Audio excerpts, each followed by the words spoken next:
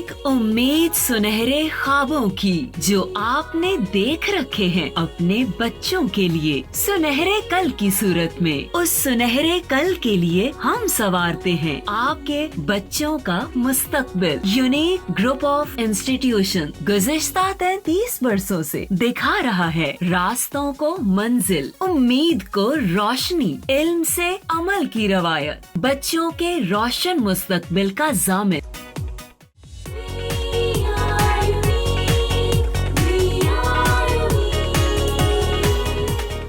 बिस्मिल्लाहिर्रहमानिर्रहीम। My name is Sobia Amin. 9th class के online lecture series के बेटा नेक्स्ट लेक्चर के साथ आज हमारा लेक्चर नंबर है 42, चैप्टर नंबर 3 की एक्सरसाइज। तो मैंने क्वेश्चन आंसर सेशन में भी कर दी थी, सिर्फ उसके एमसीक्यू कुछ रह गए हैं एक्सरसाइज की, और साथ उसके न्यूमेरिकल्स जो हैं वो रहते हैं, वो आज हम इस लेक्चर में डिस्कस करते हैं। अच्छा बेटा, एमसीक्यूज़ जो हैं इस चैप्टर के वो भी साथ साथ डिस्कस कर लेते हैं। थोड़े से एमसीक्यू हैं जो कि एक्सरसाइज के हैं। उम्मीद है कि चैप्टर अगर आप पढ़ चुके हैं तो इन क्वेश्चंस के आंसर आपको फ़ौरन पता चलेंगे। एमसीक्यू नंबर 1 है बेटा, एमसीक्यू क्वेश्चन नंबर 3.1 है एक्सरसाइज का। Newton's first law of motion is valid in the absence of net force. Newton's first law of motion is valid in the absence of B option is correct, net force. ये इसका answer होगा बेटा। Second MCQ है, inertia depend upon mass of the body. ये बहुत दफ़ा question जो हैं 2014 में आया हुआ है, 16 में आया हुआ है, 17 में भी आया हुआ है, 18 में भी आया हुआ है। ये एमसीक्यू बोर्ड में इतनी दफ़ा आ चुका है। ये है बेटा, inertia depend upon mass of the body. ये ऑप्शन नंबर है जी सी, मास। नेक्स्ट है बेटा थर्ड, 2018 में आया हुआ है। A boy jumps out of the moving bus, there is a danger for him to fall in the direction of motion. Option C is correct, in the direction of motion.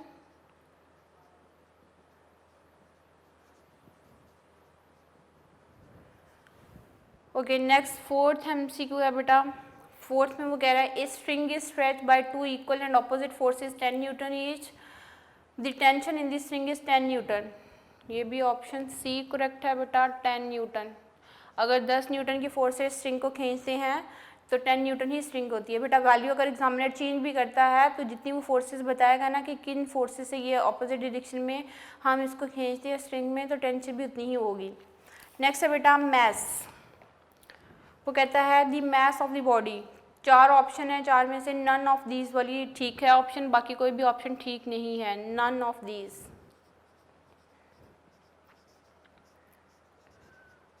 ठीक है।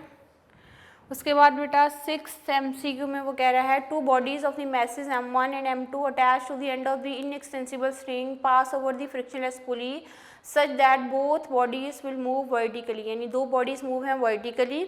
दी acceleration produce in the body. अगर आपने बेटा formula learn किया हो ना tension के cases का, केस 1 में एक्सेलेरेशन का फार्मूला था M1 minus M2 divided by M1 plus M2 into g, और ये ऑप्शन नंबर बन रही है बेटा बी ऑप्शन।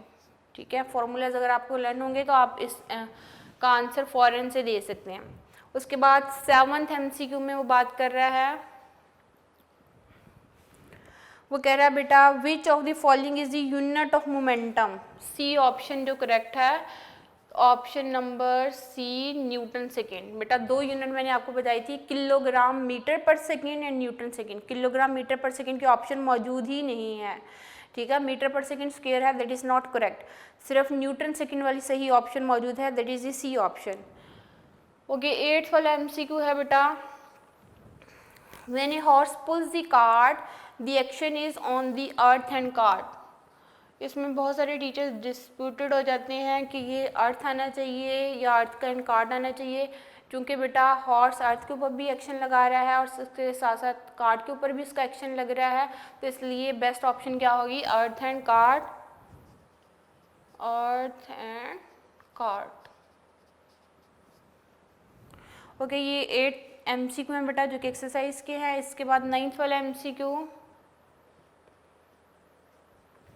वो कह रहा है विच of the following material lowers the friction when pushed between the metal plate. Metal plate के बीच में हम क्या चीज़ लगाएंगे तो फ्रिक्शन कम हो जाती है। 4 ऑप्शन में, एक में वो वाटर कह रहा है, दूसरे में फाइन मार्बल पाउडर कह रहा है, तीसरे ऑप्शन में वो एयर कह रहा है, फोर्थ ऑप्शन में वो ऑयल कह रहा है। अगर आपने मेथड्स टू रिड्यूस फ्रिक्शन पढ़े हो तो ऑयल एंड ग्रीस लगाने से फ्रिक्शन कम होती है, तो इसकी बेस्ट ऑप्शन क्या होगी बेटा, डी ऑप्शन ऑयल।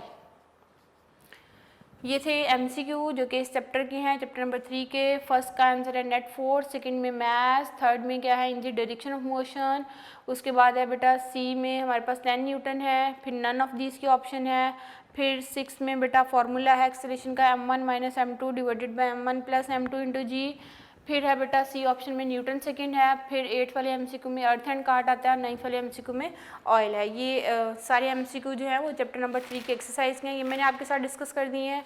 अब बेटा हम जो है वो करते हैं चैप्टर नंबर 3 के numerical problems. Total 10 numerical problems हैं, इंतहाई आसान है, छोटे छोटे से न्यूमेरिकल हैं। आपने अगर चैप्टर के फार्मूलाज लर्न कर लिए हों तो आप लोगों को काफ़ी आसान हो जाएगा। मैंने अपने क्वेश्चन आंसर सेशन में इंपॉर्टेंट फार्मूलाज भी सारे लिख दिए थे ताकि आप लोगों को रीन्यू हो जाएं कि इस चैप्टर में हमने कितने इंपॉर्टेंट फार्मूलाज पढ़ लिए हैं जो कि यूज़ होंगे इस चैप्टर के न्यूमेरिकल प्रॉब्लम्स को सॉल्व करने के लिए। फिर भी आप लोग बेटा कॉपी के ऊपर न्यूमेरिकल्स को सॉल्व करने से पहले चैप्टर खोल के सारे फार्मूलाज लर्न किया करो, लर्न करके कॉपी के ऊपर लिख लिया करें और लिखने के बाद आप लोग स्टार्ट किया करें न्यूमेरिकल प्रॉब्लम्स को सॉल्व करना। फिर आप लोगों के लिए काफ़ी जो है वो आसानियाँ हो जाएंगी इसको सॉल्व करने के लिए। छोटे छोटे न्यूमेरिकल हैं बेटा इस चैप्टर के, इंतहाई आसान है। 3.1 न्यूमेरिकल की स्टेटमेंट पढ़ते हैं। न्यूमेरिकल प्रॉब्लम अब हम करने लगे एक्सरसाइज, तो ख़त्म होगी हमारी numerical problems. Question number 3.1 numerical problem, given data लिखेंगे।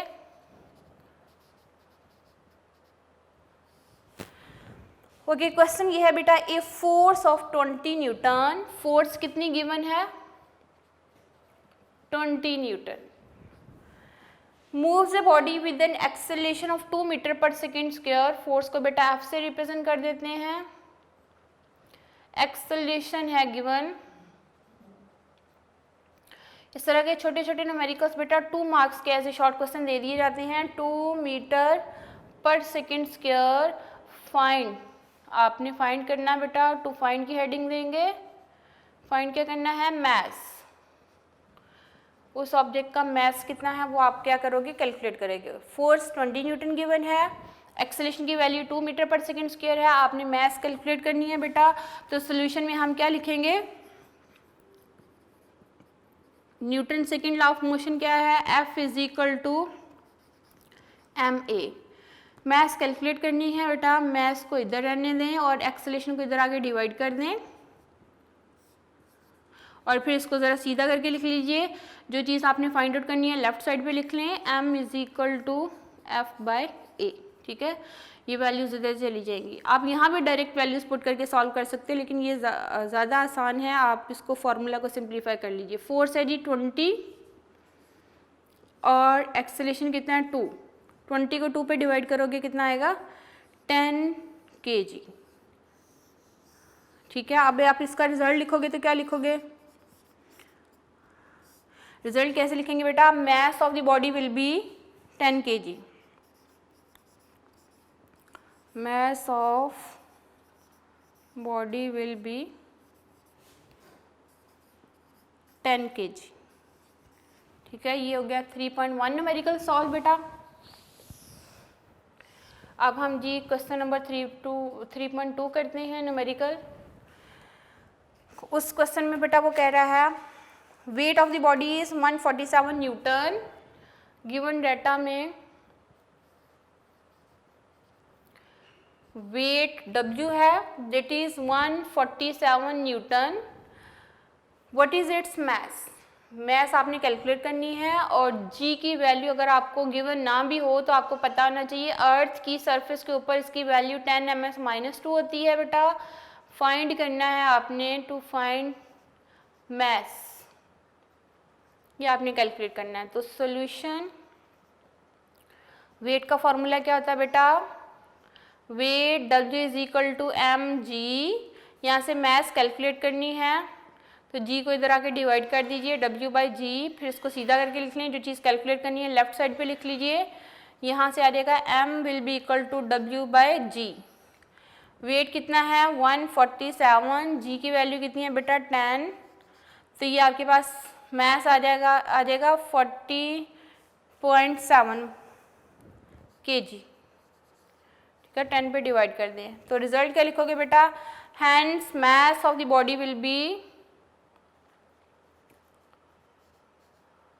रिजल्ट आएगा mass of the body will be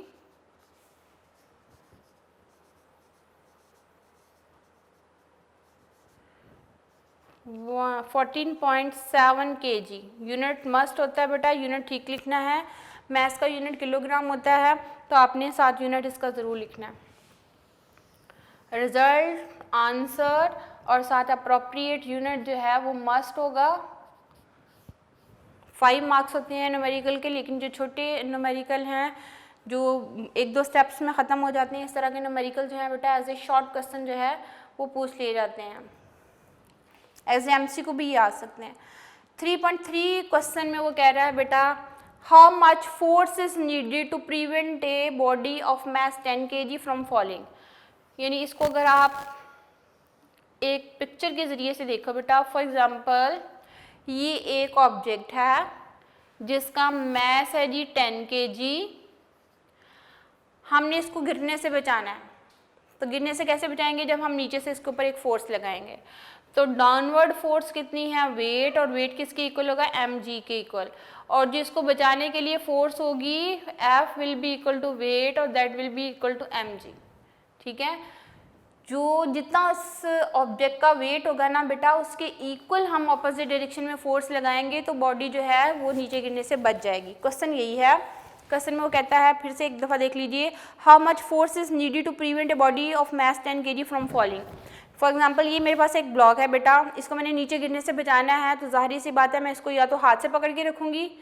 ठीक है, अब मैंने हाथ से जो पकड़ा हुआ है मैंने कितनी फोर्स लगाई, जितना इसका वेट है, जितना इस ब्लॉक का वेट है मैंने हाथ से उतनी ही फोर्स लगाई है, तो ये नीचे गिरने से बच गई हुई है।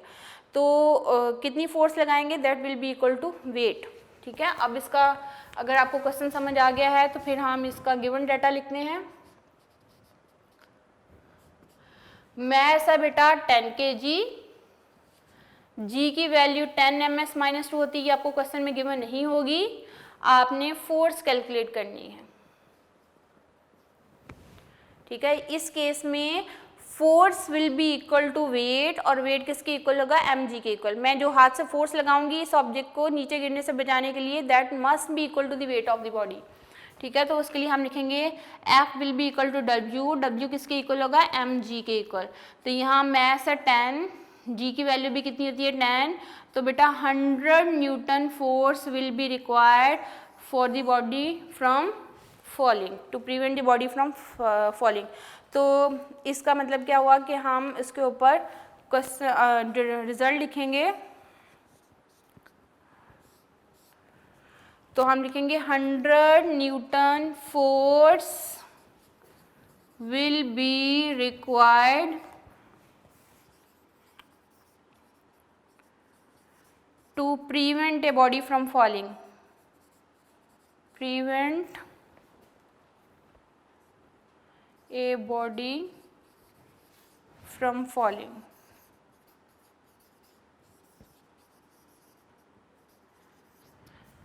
ओके, थोड़ा सा समझने वाला क्वेश्चन है बेटा, जितना इस ऑब्जेक्ट का वेट होगा उसके इक्वल अपवर्ड डायरेक्शन में फोर्स लगाएंगे तो ये ऑब्जेक्ट नीचे गिरने से जो है वो बच जाएगा। तो हमने वेट के इक्वल ही फोर्स लगानी है, दैट इज 100 न्यूटन।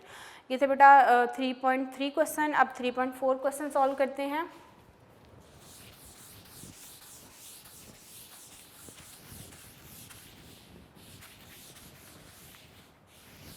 साथ साथ नोट कर लिया करो आप लोगों को जो जो क्वेश्चंस करवाए जाते हैं बोर्ड पे। रफ सी डायग्राम भी साथ बना लिया करें, क्योंकि नोट्स पे तो डायग्राम नहीं होती, लेकिन डायग्राम बनाने से आप लोगों की अप्रोच आसान हो जाती है कि हमने इस क्वेश्चन में क्या चीज़ फाइंड आउट करनी थी और किस तरह करेंगे।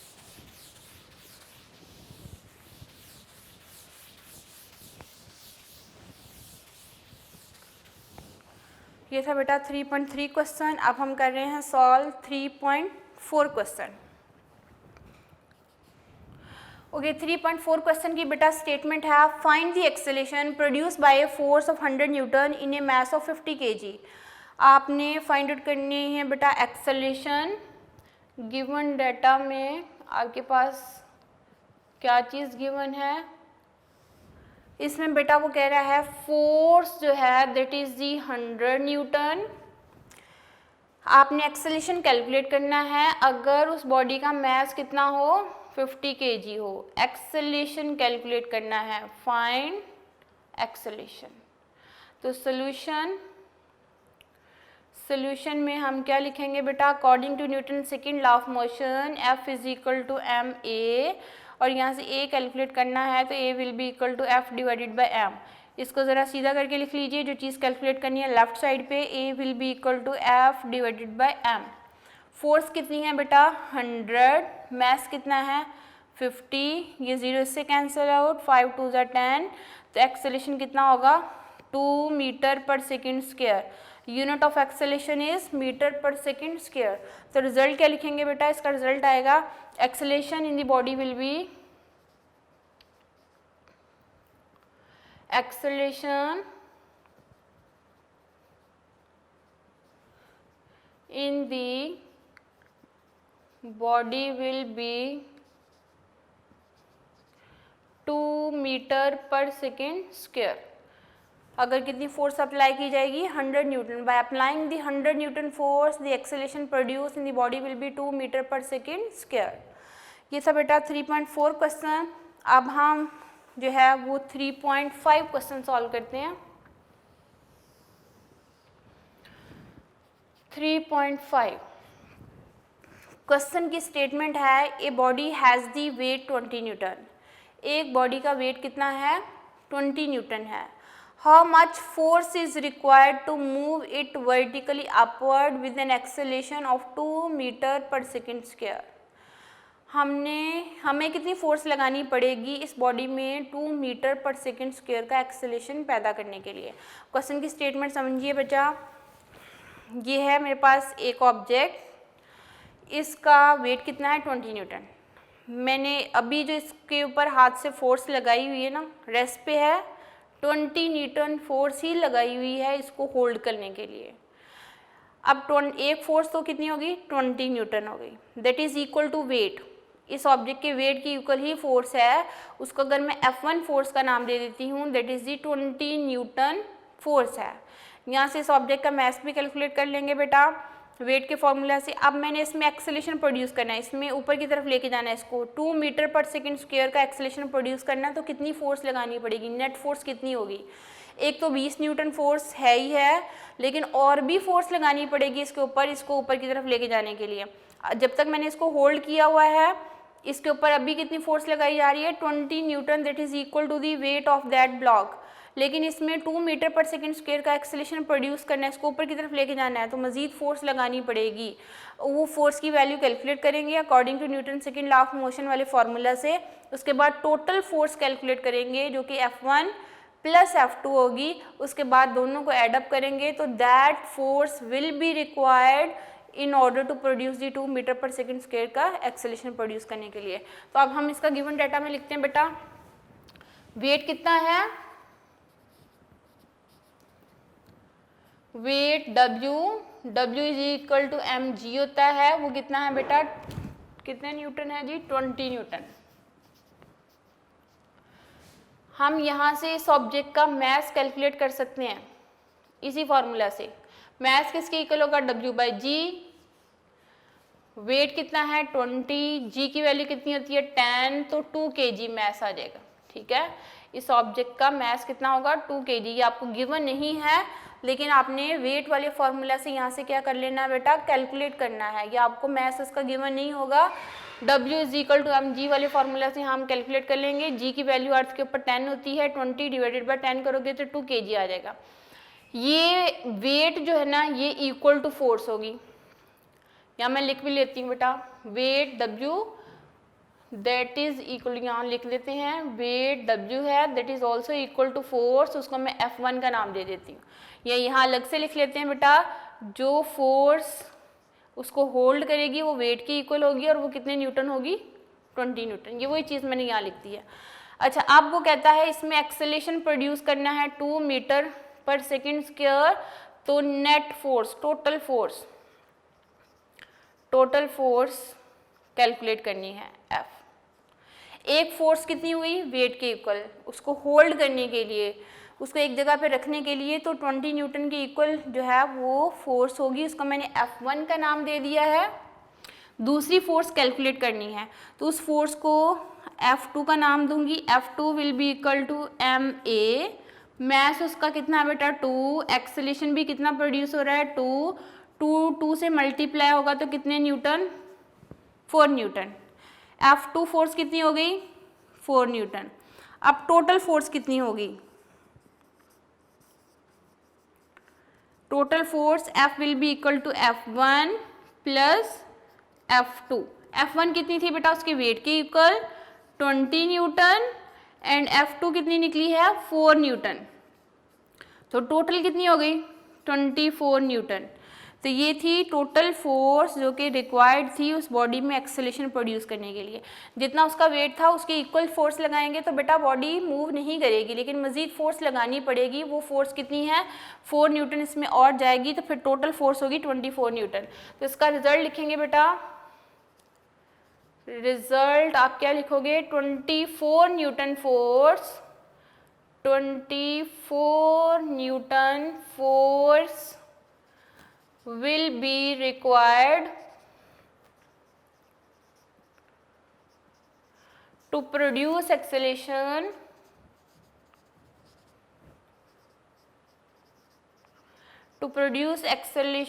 of 2 meter per second square in a body।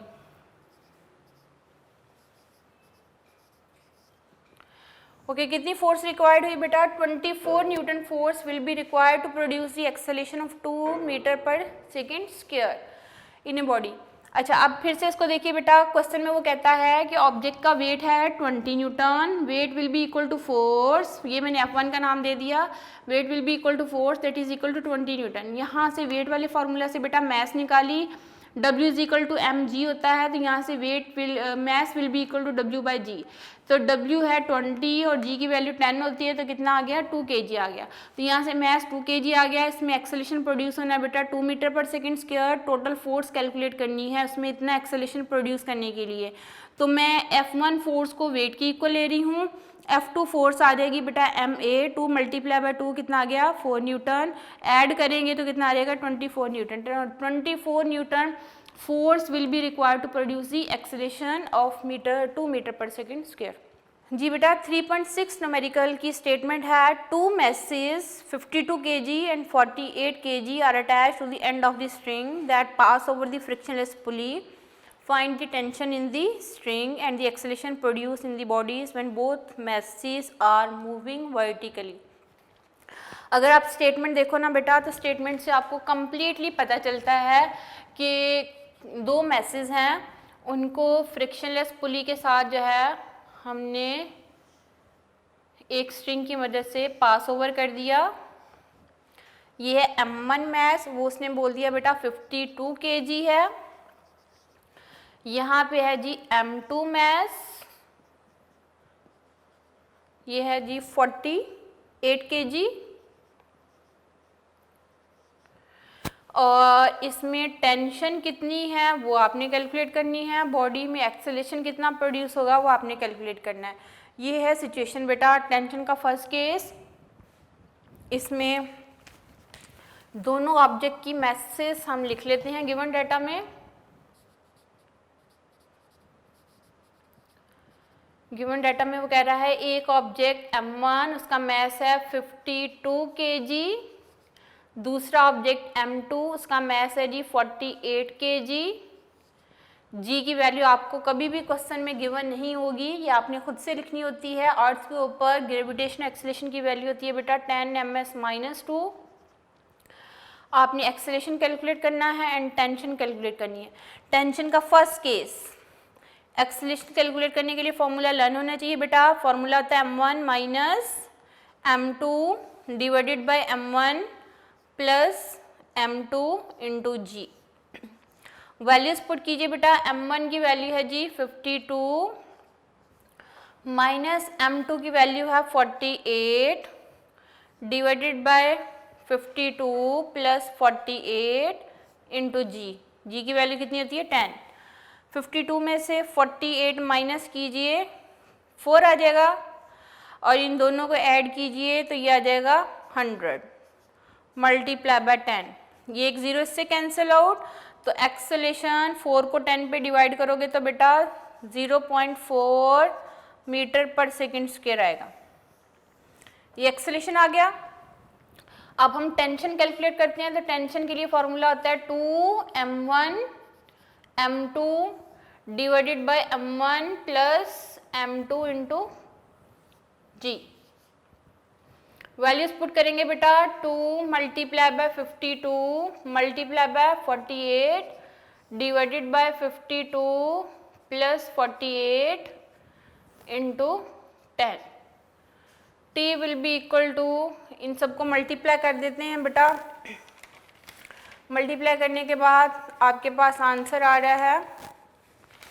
इन सबको मल्टीप्लाई, ऊपर वाली क्वांटिटीज़ को मल्टीप्लाई कर दीजिए। इन दोनों को मल्टीप्लाई करेंगे 104, इसको और इसको मल्टीप्लाई करेंगे तो 480 डिवाइडेड बाय आ जाएगा 100। अब इन सबको मल्टीप्लाई करके डिवाइड करोगे और राउंड ऑफ करोगे तो ये आ जाएगा 100 न्यूटन। टेंशन का यूनिट न्यूटन होता है, एक्सेलरेशन का यूनिट बेटा मीटर पर सेकेंड स्क्वायर होता है। तो एक्सेलरेशन टेंशन होगी 500 न्यूटन एंड एक्सेलरेशन कितना होगा 0.4। तो रिजल्ट लिखेंगे acceleration in the body will be 0.4, acceleration in the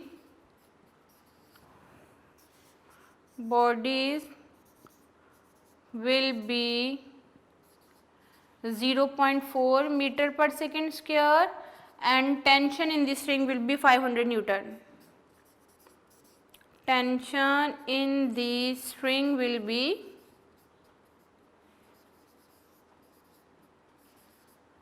500 Newton. जो आपके रिजल्ट लिखे हुए हैं बेटा उसको वर्डिंग में आपने बस लिख देना है, ये आपका रिजल्ट कहलाएगा। जो एक्सेलरेशन कैलकुलेट किया है वो 0.4 है और जो टेंशन हमने कैलकुलेट कर ली है वो कितनी है 500 न्यूटन। ये राउंड ऑफ करके बेटा 499 पॉइंट समथिंग आता है, उसको राउंड ऑफ करेंगे तो कितना आ जाएगा 500 आ जाएगा। ये था हमारे पास क्वेश्चन नंबर 3.6। अब इसी तरह का क्वेश्चन नंबर है बेटा 3.7, वो सॉल्व करते हैं। 2 मैसेज 26 kg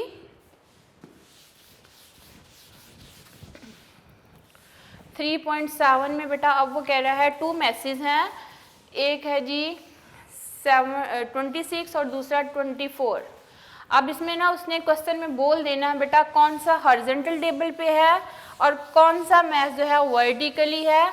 तो आपने स्टेटमेंट से बात को जज करना है और फिर आपने आगे सॉल्व करना है। ये है जी 3.7। ओके 3.7 में बात कर रहा है 2 मैसेज। टेबल बना लेते हैं बेटा, ये टेंशन का दूसरा केस है। इसमें वो कह रहा है 2 मैसेज हैं बेटा, यहाँ एक पुली अटैच होगी, यहाँ मैस M2 होता है, पुली के ऊपर से गुजारा और नीचे M1 होता है। ठीक है, अब हमने देखना है कौन सा जो है वो हैंग वर्टिकली है। वो कहता है 2 message 26 kg and 24 kg are attached to the end of the string which pass over the frictionless pulley 26 kg laying on the horizontal table। Smooth horizontal table पे ये जो मैस है ना बेटा वो है 26 kg। उसके बाद वो कह रहा है 24 kg mass is moving vertically downward.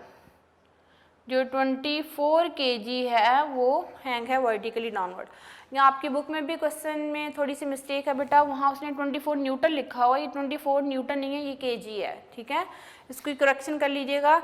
Message का यूनिट kg होता है, न्यूटन नहीं होता। तो 24 kg जो है वो वर्टिकली हैंग है। आपने इसमें भी टेंशन कितनी होगी वो कैलकुलेट करना है, बॉडी में एक्सेलेरेशन कितना प्रोड्यूस होगा वो कैलकुलेट करना है। ये टेंशन का सेकंड केस बेटा। तो अब आप लिखोगे m1 मैस कितना है 24 kg, m2 मैस कितना है बेटा 26 kg। ये उसने क्वेश्चन में बोल दिया 26 on the horizontal smooth table but 24 kg is hang vertically, ठीक है।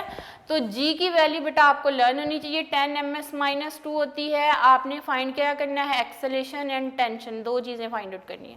ओके, एक्सेलेरेशन के लिए फॉर्मूला होता है बेटा m1 divided by m1 plus m2 into g. Mass m1 है जी 24 डिवाइडेड बाय आ जाएगा 24 प्लस 26 इंटू 10, ये आ जाएगा बेटा 24 डिवाइडेड बाय, इन दोनों को ऐड करो 6 प्लस 4 10,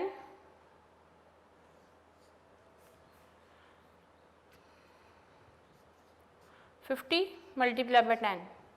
तो आप इन दोनों को मल्टीप्लाई और डिवाइड कर दीजिए बेटा, ये आपके पास आ जाएगा 4.8, कितना आ रहा है ये 4.8 ms-2।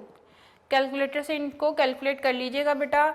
24 को 10 के साथ मल्टीप्लाई करके जो है वो 50 पे डिवाइड कर दीजिए, या ये 0 इससे कैंसिल आउट करके 24 को 5 पे डिवाइड कर दीजिए, ये आ जाएगा।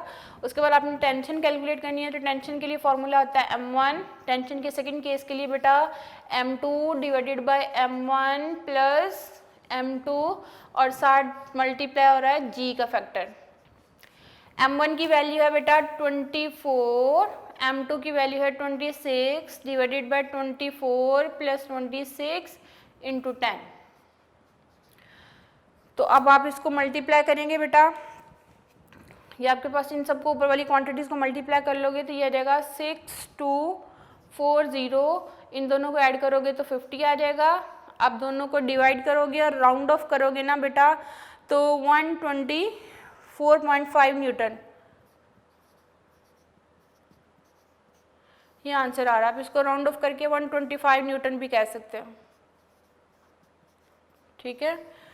तो ये हमारे पास है एक्सेलेरेशन की वैल्यू 4.8 एंड टेंशन की वैल्यू ये लिखनी है, ये लिख लीजिए 125 जो है लिखना है वो लिखा जा सकता है राउंड ऑफ करके। ये वैल्यूज जो है बेटा एक्सेलेरेशन एंड टेंशन के लिए।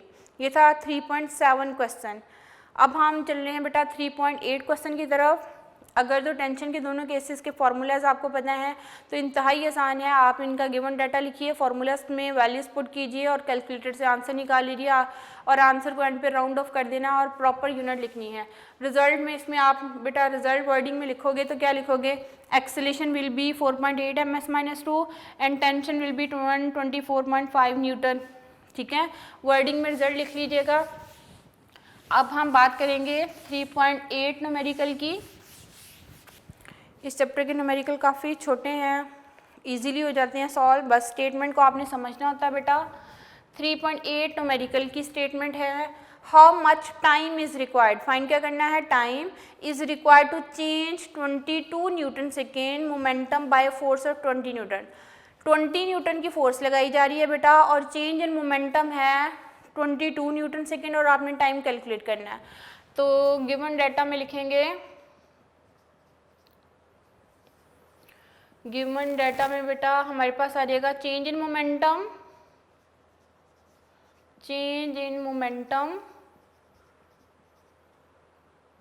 इम्पॉर्टेंट है ये क्वेश्चन, कई दफ़ा बोर्ड में आ चुका है बेटा, 2014 में भी आ चुका है, 2018 में भी न्यूमेरिकल आ चुका है। चेंज इन मोमेंटम है delta P is equal to 22 newton second, ये इसका यूनिट है। फोर्स अप्लाई हो रही है F is equal to 20 Newton.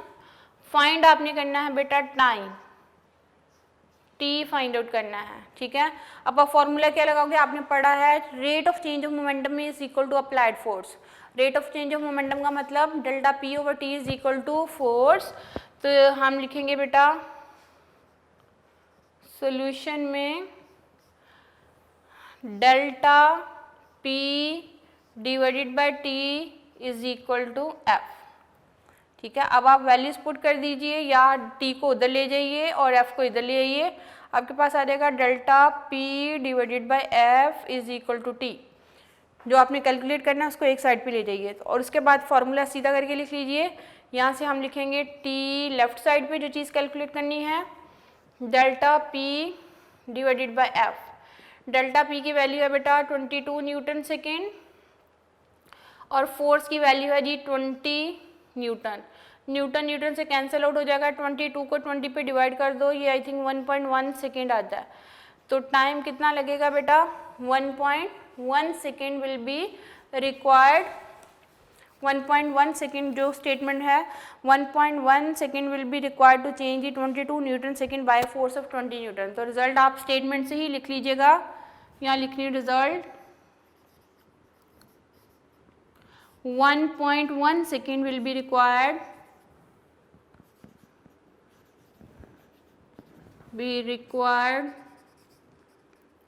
to change the momentum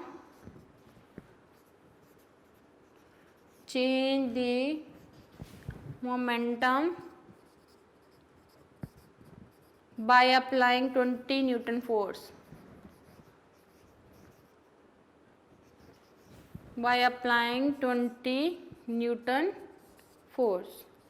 20 newton की फोर्स को लगाने से जो मोमेंटम में 22 न्यूटन सेकेंड का चेंज आता है, उसके लिए टाइम कितना रिक्वायर्ड है बेटा, 1.1 सेकेंड।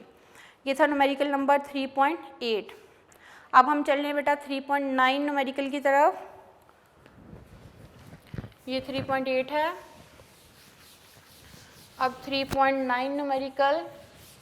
ओके बेटा, 3.9 न्यूमेरिकल की स्टेटमेंट है जी, how much is the force of friction between the wood block of mass 5 kg and the horizontal marble floor. वो क्या कहता है बेटा, एक मार्बल फ्लोर है, इसके ऊपर एक वुडन बॉक्स है, इसका मैस है जी 5 kg, ठीक है। और वो कहता है कि कोफिशिएंट ऑफ फ्रिक्शन है, यानी इनके बीच में जो म्यू की वैल्यू, कोफिशिएंट ऑफ फ्रिक्शन की वैल्यू है वो है 0.6। आपने फाइंड आउट करनी है force of friction. Force of friction F जो है लिमिटिंग फ्रिक्शन के लिए हम लिख देते थे एफ एस, ये आपने कैलकुलेट करनी है। तो इसके लिए बेटा अगर आपने वो टॉपिक लर्न किया हो ना, तो बेटा फॉर्मूला हमने क्या पढ़ा था, mu is equal to F S divided by R. यहाँ से एफ एस कैलकुलेट करना है, तो ये आर उधर जाके मल्टीप्लाई हो जाएगा, तो आप क्या लिखोगे, F S is equal to mu R. और R किसके इक्वल था, जितना उसका वेट था, W is equal to M G, और इसके अपर डायरेक्शन में normal reaction is equal to weight, और वेट किसके इक्वल था, एम जी के इक्वल। ये अगर आपने टॉपिक थोड़ा सा रिवाइज कर लो तो आपको चीज़ें क्लियर हो जाती हैं बेटा। जितना उस ब्लॉक का वेट होगा, उसके अपर डायरेक्शन में क्या होगा, नॉर्मल रिएक्शन होगा, normal reaction that will be equal to weight, और वेट किसके इक्वल लगा, एम जी के इक्वल। तो यहाँ बेटा गिवन डाटा में हम लिखेंगे mess of the body is 5 kg, coefficient of friction को म्यू से रिप्रेजेंट किया जाता है 0.6, और कोफिशिएंट ऑफ फ्रिक्शन का कोई यूनिट नहीं होता। ये बेटा कोफिशिएंट ऑफ फ्रिक्शन दिया वुड एंड मार्बल के बीच में, ठीक है। ये ब्लॉक किस चीज़ का बना हुआ है, ये वुड का है, और फ्लोर जो है मार्बल का है। वुड एंड मार्बल के बीच में कोफिशिएंट ऑफ फ्रिक्शन की वैल्यू 0.6 है। आपने फाइंड आउट करनी है force of friction. Force of friction F S आपने कैलकुलेट करनी है। तो यहाँ से बेटा एफ एस का फॉर्मूला आता है F S is equal to mu R, और आर इक्वल टू वेट होता है, यहाँ मैं साइड पे लिख भी रही हूँ, R is equal to weight that is equal to M G. तो फॉर्मूला आप लिख सकते हो F S is equal to mu M G. बीच में आपने ये स्टेप करने हैं, कर लीजिए, नहीं करने तो आप डायरेक्ट भी फॉर्मूला लिख सकते हैं बेटा। F S is equal to mu की वैल्यू होती है, जी की वैल्यू आपको क्वेश्चन में गिवन नहीं होगी, लेकिन आप लोग लिख लीजिएगा। जी की वैल्यू 10 ms-2 होती है बेटा, म्यू की वैल्यू 0.6, मैथ्स कितना 5, जी की वैल्यू होती है 10। इन सबको मल्टीप्लाई कर दीजिए। मल्टीप्लाई करने के बाद बेटा आप देखोगे तो आपके पास आंसर आएगा 30 न्यूटन, ठीक है। फोर्स ऑफ फ्रिक्शन रिजल्ट लिखोगे, force of friction between wood and marble will be 30 Newton. कितनी फोर्स ऑफ फ्रिक्शन होगी बेटा? 30 न्यूटन होगी उन दोनों के बीच में। ये क्वेश्चन भी 2016 में 5 मार्क्स का बोर्ड में आ चुका है। अब हम बेटा बात करते हैं 3.10 न्यूमेरिकल की, इस चैप्टर का आखिरी न्यूमेरिकल। ये 3.9 न्यूमेरिकल था बेटा, ये फ्रिक्शन वाला 3.9 है। डायग्राम के साथ मैंने आपको एक्सप्लेन कर दिया, फिर से देख लीजिए कि जितना उस ऑब्जेक्ट का वेट होता है उसके ऑपोजिट डायरेक्शन में नॉर्मल रिएक्शन होता है, उसको आर से रिप्रेजेंट करती हैं। That will be equal to weight, weight will किसके इक्वल होगा? mg के इक्वल। तो यहाँ से कोफिशिएंट ऑफ फ्रिक्शन की बेटा आपने डेफिनेशन भी अगर पढ़ी हो, it is the ratio between force of limiting friction and normal reaction. यहाँ से एफ एस कैलकुलेट करना है, तो F S will be equal to mu R, और आर किसके इक्वल होगा? mg के इक्वल। तो ये मैंने फॉर्मूला में लिख दिया है बेटा, म्यू mg। म्यू क्या है? Coefficient of friction between the wood and the marble, ये आपको गिवन होगा। अब हम 3.10 न्यूमेरिकल की बात करते हैं। इस चैप्टर का आखिरी न्यूमेरिकल है बेटा, फिर आपका ये चैप्टर कंप्लीट हो जाएगा। आप इसकी न्यूमेरिकल्स की प्रैक्टिस कीजिए, क्योंकि बोर्ड में अक्सर लॉन्ग क्वेश्चन की जो पेयरिंग बनती है ना, वो second chapter and third chapter की पेयरिंग बन रही होती है। यानी एक लॉन्ग क्वेश्चन वो देते हैं चैप्टर 2 एंड 3 में से, कभी वो चैप्टर 3 में से न्यूमेरिकल दे देते हैं और 2 में से थ्योरेटिकल, और किसी साल में वो 2 में से न्यूमेरिकल देते हैं, 3 में से थ्योरेटिकल दे देते हैं। ठीक है, 3.10 जो है न्यूमेरिकल बी 2018 के पेपर में आ चुका है। 5 मार्क्स का क्वेश्चन है बेटा, how much centimetre force is needed to make a body of mass 0.5 kg। Given data में उस बॉडी का मैस है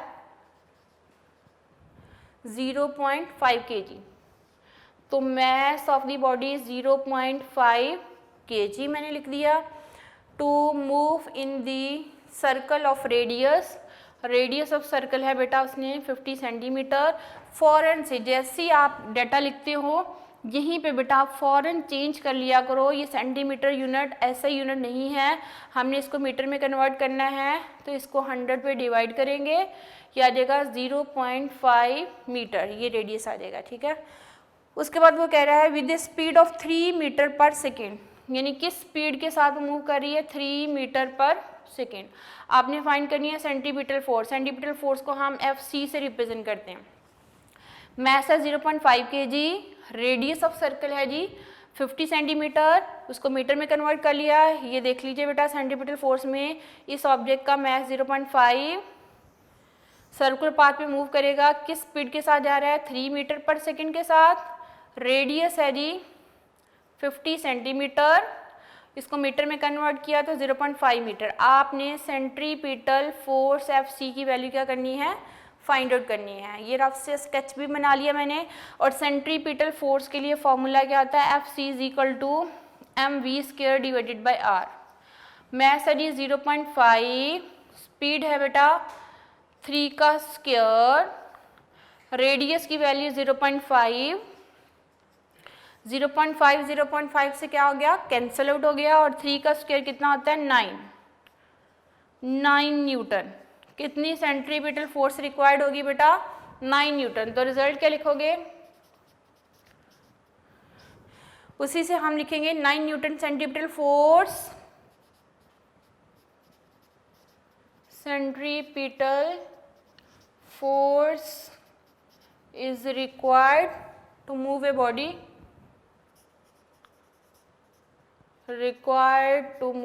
in the circular path, move a body in the circular path। ये बेटा 3.10 न्यूमेरिकल जो कि सेंट्रीपिटल फोर्स फाइंड आउट करनी थी, ऑब्जेक्ट का मैस गिवन था, रेडियस ऑफ सर्कल सेंटीमीटर में गिवन था, उसको मीटर में कन्वर्ट किया, वेलोसिटी गिवन थी। आपने सेंटीपिटल फोर्स का formula FC is equal to mv² divided by r लगाएंगे तो हमारा ये क्वेश्चन सॉल्व हो जाता है। जब क्वेश्चन सॉल्व हो जाता है उसका रिजल्ट को वर्डिंग में लिख देना है, और स्टेटमेंट से ही आपने कोई ना कोई सेंटेंस लेके आप उसका रिजल्ट लिख सकते हो। ठीक है, इस तरीके से गिवन डाटा लिखेंगे टू फाइंड फार्मूला सोल्यूशन, और एंड पे रिजल्ट लिखोगे तो 5 में से 5 मार्क्स अवॉर्ड होते हैं। इंतहाई आसान है बेटा इस चैप्टर के न्यूमेरिकल। आप घर में इसकी एक दफ़ा पूरे न्यूमेरिकल्स की प्रैक्टिस करके देखें। ज़्यादा से ज़्यादा आपको 45 मिनट लगेंगे इन सारे न्यूमेरिकल्स को सॉल्व करने के लिए। इसकी प्रैक्टिस कीजिए, फिर आप लोगों के इनके इंशाल्लाह टेस्ट होंगे। ठीक है, ये थे आज का लेक्चर बेटा, that is related to numerical problems of chapter number 3। अब आपका चैप्टर नंबर 3 जो है वो कंप्लीट हो चुका है। इंशाल्लाह नेक्स्ट लेक्चर्स में हम चैप्टर नंबर 4 स्टार्ट करेंगे। तब तक के लिए अल्लाह हाफिज़।